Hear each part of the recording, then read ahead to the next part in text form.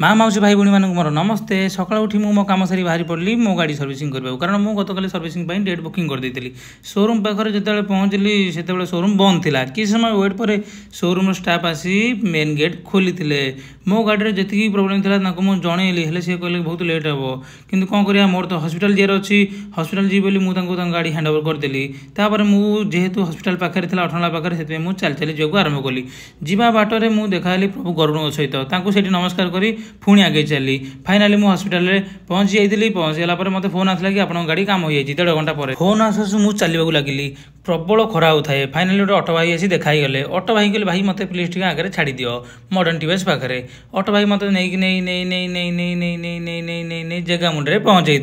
TVS showroom में पहुंचला मुझे ऑटो भाई पावना धरईदेली सेठू देखीदेली मो गाड़ी पूरा चिकचिक एठू करूए से गाड़ी पाखे पहुंचली गाड़ी पूरा चिकचिक करूए गाड़ी पूरा ओके मु गाड़ी चेक भी करदेली भीतर जाई कहली भाई भाई मोर पेमेंट केते कौन है पेमेंट सब क्लियर कलापर सिक्यूरीटी भाई कहली भाई मो चाबीटा टिके दे दियो फिर पूजानी देखा पूजानी हाई करदे हाई करदे हाई करदे